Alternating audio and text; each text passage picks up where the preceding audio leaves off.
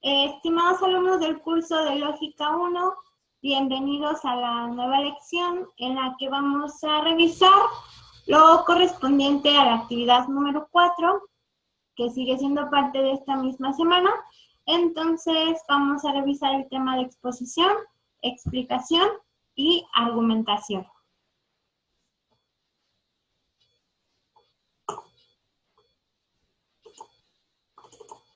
Muy bien.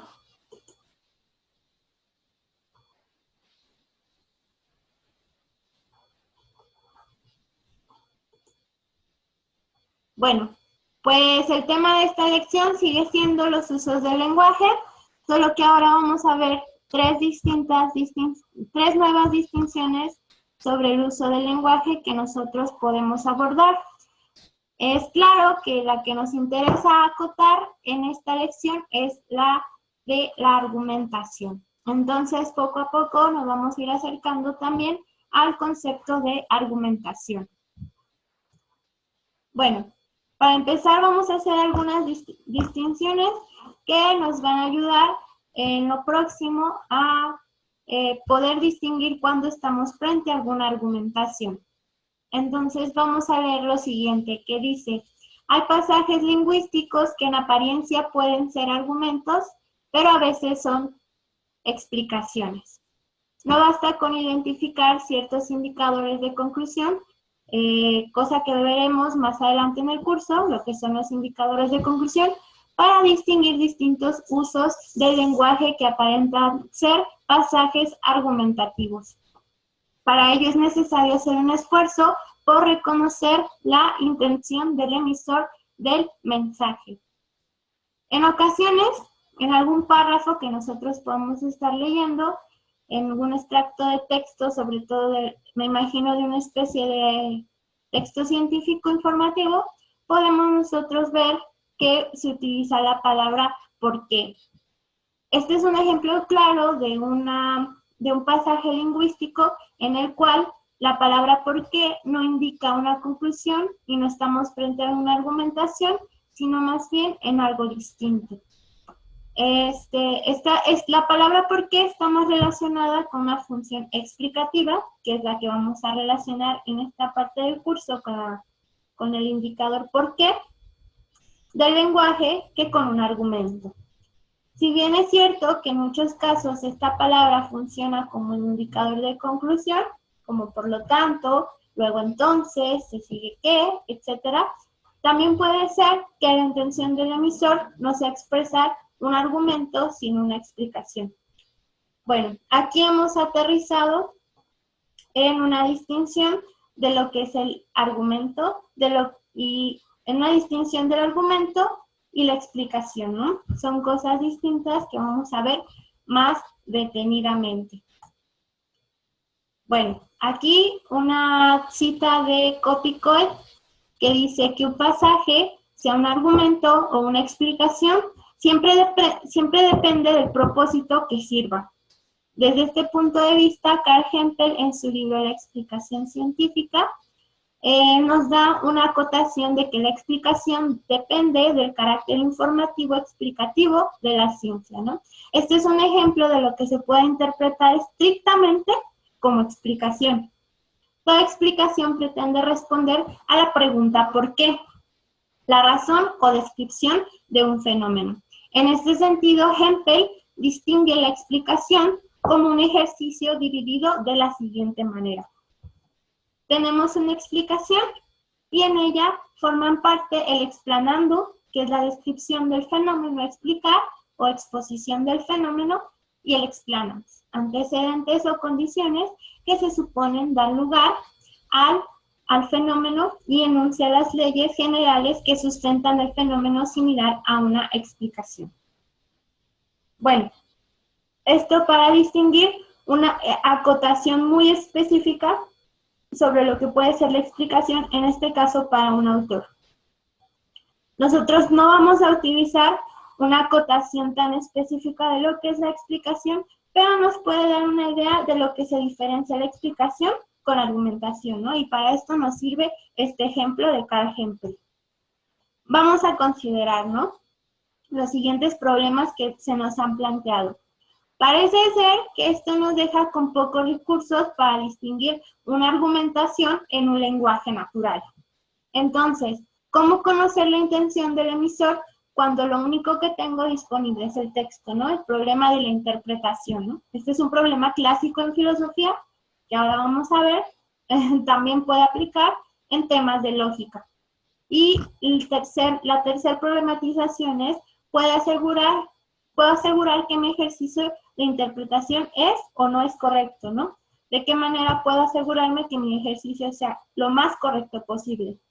Bueno, para amagar las problemáticas interiores, vamos a considerar 3 distinciones en los usos del lenguaje: exposición, explicación y, el que nos interesa a nosotros, la argumentación. Todo este análisis lo vamos a hacer para que cuando nosotros tengamos que analizar un texto filosófico, lo bastante duro, lo bastante denso, lo bastante complicado, seamos lo suficientemente hábiles para distinguir una argumentación de cualquier otro tipo de uso del lenguaje. Entonces, vamos a empezar con la exposición. De los 3 tipos de usos del lenguaje, la exposición es la más sencilla. Se darán cuenta por qué. Es difícil confundirla con las otras dos, ¿no? Una exposición se reduce a un recuento de una serie de hechos o fenómenos sin la intención de explicarlos. El emisor solo busca describirlos. Un ejemplo muy ilustrativo es la labor del historiador. Un historiador no explica los hechos o no pretende justificar por qué sucedió algún hecho histórico, por qué sucedió la Revolución Francesa, ¿no? Un historiador, bueno, puede haber interpretaciones aquí de la historia que entren en conflicto con lo que acabo de decir, pero bueno, ese ya es un tema más filosófico, un tema más duro de lo que tratamos de describir en este momento. Para nosotros, un historiador solamente hace un recuento de los hechos y no intenta interpretar más allá de ellos, ¿no? No se emiten juicios de valor ni se intentan justificar los hechos de alguna manera. Eso suele ser el trabajo de un político, de un antropólogo, no sé, algún revolucionario político que esté entre mis escuchas, que tal vez piense que la historia debe ser interpretada para ser cambiada, ¿no? Este tipo de ideas revolucionarias que a veces surgen en la filosofía política. Bueno, pero para nosotros una exposición se parece mucho a el trabajo de un historiador que solamente describe los hechos, como un cuentista, ¿no? Un ejemplo es como el siguiente. Los americanos y los rusos estaban cerrando rápidamente una pinza sobre el Elba. Disculpen ahí la repetición de la palabra sobre. Los ingleses estaban a las puertas de Hamburgo y de Bremen y amenazaban con cortar a Alemania sus lazos con la ocupada Dinamarca. En Italia había caído Bolonia y las tropas aliadas de Alexander estaban penetrando en el valle del Po. Bueno, este pequeño extracto de William Shirer simplemente describe hechos históricos y probablemente vaya a hacer un recuento de ellos y vaya a entrelazarlos de alguna manera que llegue a una cierta conclusión de algún otro hecho con la simple finalidad de describirlos. Un ejemplo más claro es tomar cualquier ejemplo de un recuento de hechos de la vida cotidiana, como por ejemplo, el día de ayer comí un emparedado con mostaza y un agua de limón, y hoy no he comido nada en todo el día, pero me compré unas galletas, ¿no? Ahí no se emite ningún juicio de valor, no hay ninguna interpretación de los hechos, simplemente es una exposición de los recuentos de los hechos que ya han sucedido, ¿no? Simplemente se hace un recuento de ellos. Bueno, ahora vamos a ver unas claves para detectar una exposición. Lo que yo quiero aquí que retomen o que tomen nota es cómo van a hacer en el cuestionario de esta semana, en el segundo cuestionario de esta semana, para poder resolverlo, ¿no? Cuando yo les diga que va a haber claves para detectar la exposición, la explicación, la argumentación, va a ser para que después lo apliquen en el cuestionario, ¿no? Bueno, vamos a empezar con eso, con esas sugerencias. Cabe preguntarse lo siguiente: ¿el pasaje lingüístico aporta información nueva sobre algún hecho o solo lo describe sin emitir algún juicio sobre ellos? Esa es una pregunta que ustedes se pueden hacer al preguntarse si un pasaje lingüístico es o no es una exposición. Entonces, en la exposición no se detecta ninguna explicación o justificación de lo sucedido. Es un pasaje llano, monótono, que se limita, por así decirlo, a contar una historia. Al menos para nuestros fines pedagógicos, en lógica, vamos a definir así un pasaje lingüístico que es expositivo meramente. Ahora vamos a ver lo que es una explicación. Una explicación intenta informar al receptor cómo es que se produce algún fenómeno. No intenta convencerlo de ello, ni demostrar que el fenómeno se siga de la explicación. La relación entre lo explicado y la explicación ya está dada, solo falta hacerla presente. Así funcionan los textos científicos. Por ejemplo, su intención es informar sobre un hecho y no demostrarlo. Aquí tenemos otro ejemplo de Jesús Mosterín, que es un autor que a mí me gusta mucho, del libro El reino de los animales. La vida animal surgió en el mar y su primer reto fue lograr la locomoción dentro del agua. Los primeros animales de los que conservamos fósiles, los ediacáricos, ya se arrastraban sobre el fondo del mar.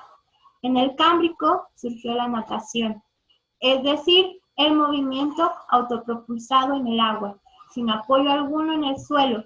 Los primeros animales en nadar fueron probablemente algunos tempranos artrópodos, moluscos y cordados de ese periodo. En este pequeño párrafo del reino de los animales, Jesús Mosterín nos intenta explicar cómo es que surgió la locomoción dentro del agua. No intenta demostrar que de hecho existe una locomoción dentro del agua. Eso ya lo da por sentado, ¿no? Eso ya es un hecho. Simplemente se limita a explicar cómo fue el desarrollo de esta locomoción dentro del agua, ¿no? Este tipo de ejemplos de la ciencia, de nuevo, son bastante claros para entender lo que es una explicación. Ahora, claves para detectar una explicación. El detalle más importante a considerar es el marco teórico en el que está siendo emitido el pasaje lingüístico. Retomemos de nuevo este ejemplo, ¿no? Porque por el hecho de la discusión de los evolucionistas es muy ilustrativo, ¿no? Si yo intentara convencer a un creacionista sobre la evolución no sería para él un hecho. Claramente, ¿no? Él es creacionista. Entonces, yo tendría primero que convencerlo de que la evolución es un hecho, de que de hecho este orden en el que los seres vivos en el agua fue cambiando es un hecho. Entonces, este ejemplo de Jesús Mosterín se volvería una argumentación al intentar justificar la creencia en evolución frente al creacionista. Sin embargo, como aquí estamos bajo un marco teórico científico donde creemos ya de hecho en evolución, sabemos que la evolución tuvo lugar y que hay los suficientes hechos para demostrarla. En el ejemplo que estamos viendo, ya lo demás que queramos discutir será cosa de luego. En este marco teórico en el que está siendo emitido el pasaje lingüístico, la evolución es un hecho, ¿no? Entonces, normalmente se reduce a hacerse la pregunta: ¿el pasaje describe cómo sucede un fenómeno del mundo real y aporta información nueva? No importa de qué tipo de marco teórico se trate.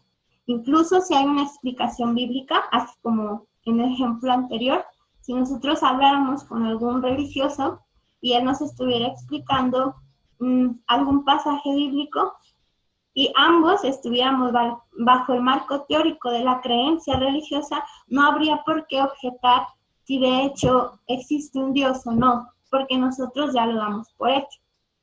De ahí la importancia del marco teórico, ¿no?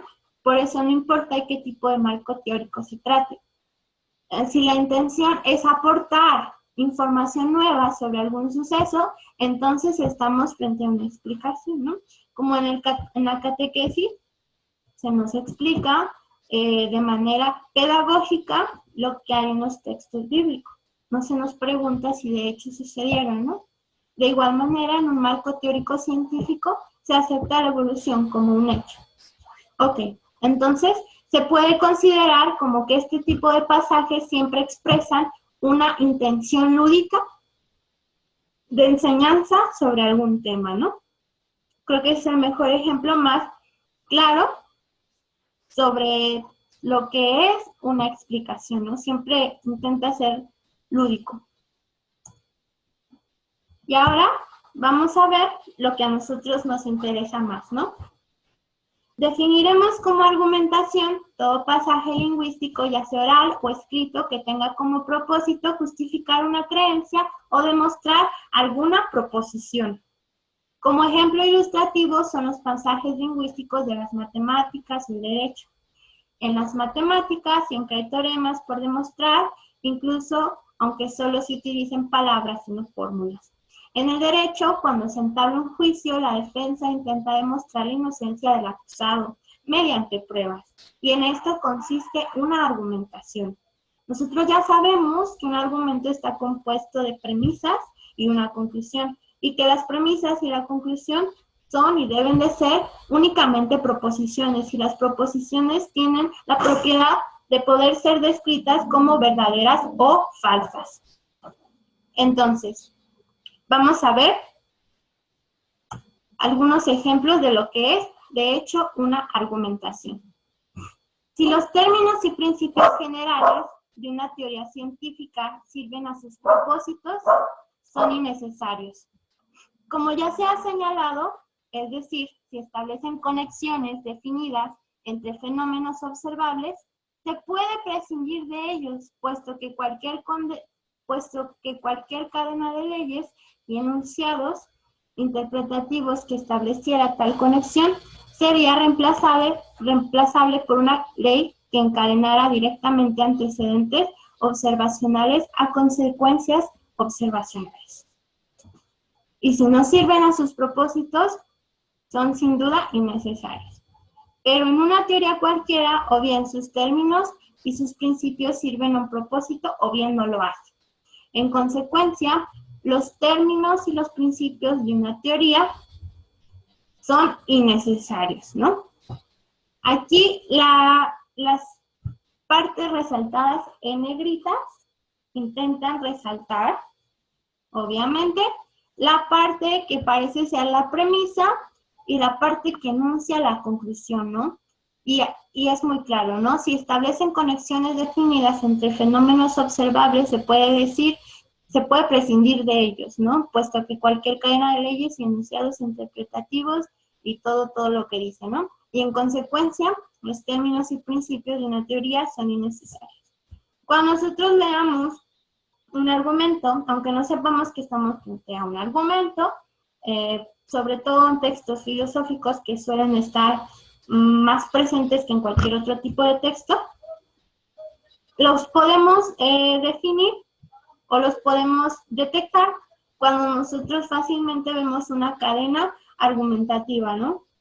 Aunque nosotros no seamos lo suficientemente instruidos y no sepamos lo que es un argumento formalmente, siempre nos damos cuenta cuando leemos que alguien nos intenta convencer de algún juicio, de alguna proposición y de alguna conclusión, ¿no? Incluso somos capaces de discernir cuando a veces los leemos y no estamos de acuerdo. Entonces, las claves generales son las siguientes. Conocemos la estructura general de un argumento, que se compone de proposiciones. Cada un conjunto de estas llamadas proposiciones dan lugar a la conclusión. Y la conclusión se sigue necesariamente de las premisas.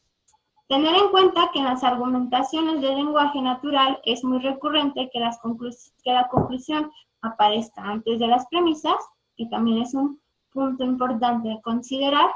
O sea que en algunas partes vamos a tener que hacer un ejercicio y darnos cuenta que la conclusión es enunciada al principio y que después se enuncian las razones por las cuales llegamos a esa conclusión, ¿no? Recordemos que una argumentación siempre intenta demostrar una conclusión en base a ciertas premisas. Tomaremos esta forma como caso general.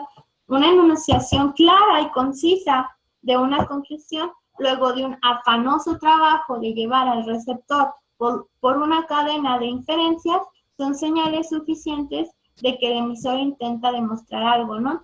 En ningún texto nos vamos a encontrar con un difícil trabajo de convencer al lector por alguna conclusión o proposición evidente que ha sido enunciada sin llegar a ella, ¿no? Siempre que hay este afanoso trabajo de presentar una cadena de inferencias, sabemos que estamos presentes a una argumentación. Y bueno, como ya habíamos visto en el pasado video de los usos múltiples del lenguaje, sucede algo parecido con la exposición, la explicación y la argumentación. Siempre vamos a considerar que pueden existir casos en los que analicemos un pasaje lingüístico con varias intenciones aparentemente, ¿no? No es tan sencillo asegurar que un pasaje lingüístico tenga una y solo una estructura. Incluso podríamos tomar una explicación científica de manera que su paráfrasis sea un argumento. Lo mismo con una exposición. Ok.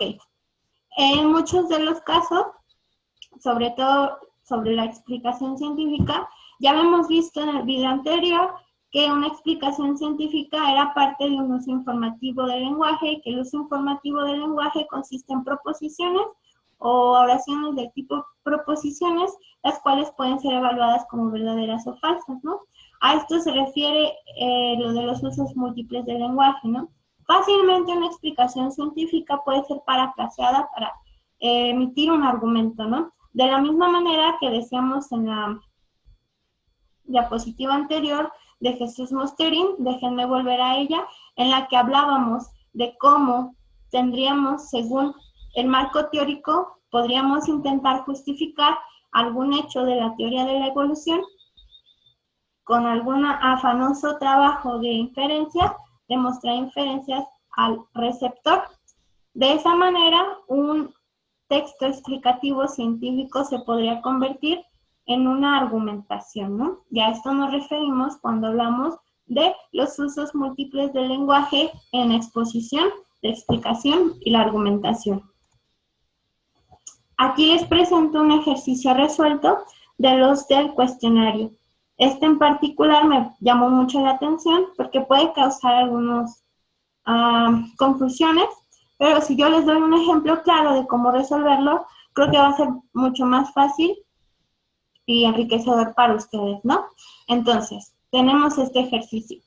Medite entonces el que se arma y trata de ir bien acompañado cuando viaja, que atranca sus puertas cuando se va a dormir, que echa el cerrojo a sus halcones incluso en su casa, y esto sabiendo que hay leyes empleados públicos armados para vengar todo daño que se le haya hecho. ¿Qué opinión tiene de su prójimo cuando cabalga armado, de sus conciudadanos cuando atranca sus puertas y de sus hijos y servidores cuando echa el cerrojo a sus halcones, ¿no? Un pasaje bellísimo de Leviatán de Hobbes. Ok. En este pasaje hay que intentar de nuevo hacer una exégesis, ¿no? Muy, muy, muy fuerte, ¿no? Muy tajante, y vamos a ver qué claves podemos utilizar, ¿no? La primera pregunta que nos podemos hacer es, ¿qué está queriendo decir el texto?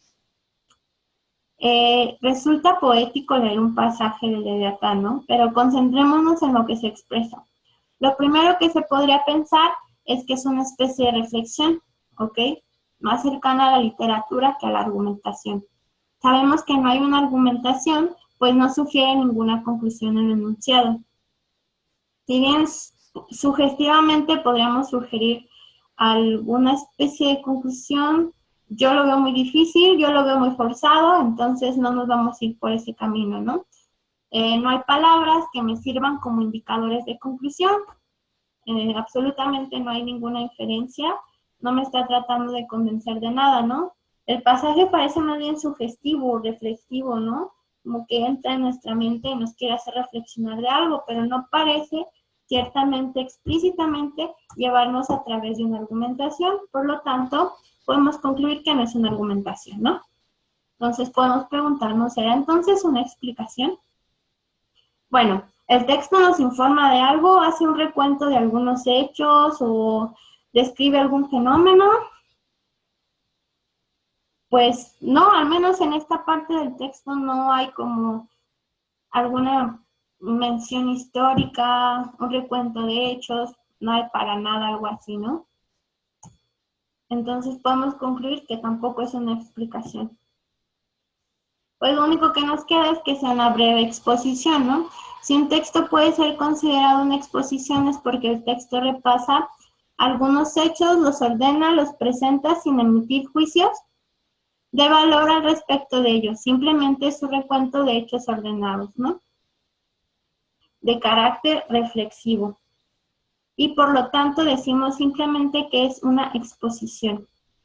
Aquí, bajo los tres conceptos que nosotros hemos estudiado, pues más que nada por eliminación podemos decir que es uno o el otro, ¿no? Sin embargo, vayámonos más allá, nosotros ya tenemos aparte de estas otras tres herramientas de lo que son los usos del lenguaje, ¿no? Ok, forzosamente estamos diciendo que es una exposición, pues porque no es un argumento y porque no parece estar explicando nada, ¿no? No parece querer explicar ningún fenómeno tampoco. Pero nosotros ya tenemos las armas del uso informativo, del uso expresivo y del uso directivo. Si es parte del párrafo que estamos leyendo, también podemos utilizar los otros tres usos que ya conocemos, ¿no? Entonces, forzosamente, porque no nos queda de otra, decimos que es una exposición. Pero, ¿qué tipo de exposición? ¿Qué nos está queriendo decir el texto? No hemos terminado de decir lo que nos está queriendo decir el texto, ¿no? Ahí parece también que puede haber un uso expresivo, ¿no? Ya mencioné antes que resulta poético leer el Leviatán. Y ciertamente lo logra, ¿no? Te deja una sensación de duda, ¿no? Te dice, aquel que siempre va armado, como qué opinión podrá tener de su prójimo, ¿no? Si siempre está a la defensiva, si siempre parece vehemente, ¿no? Ante todos los demás, ¿cómo verá él a sus prójimos, ¿no? ¿Cómo verá él a los demás? Entonces, en lo que a mí concierne, yo diría que de hecho en estas tres cajitas que ahora podemos poner nuestros textos, pues solamente caben una, pero por eliminación, ¿no? Sin embargo, hay que ir más allá y decir, bueno, ciertamente es poético, resulta poético, a mí me parece que tiene un uso expresivo y además un uso directivo por lo sugestivo que puede llegar a ser, porque emite una especie de reflexión, porque te ayuda a pensar un poco más en tus actos, pero yo me quedaría con un uso expresivo y una breve exposición.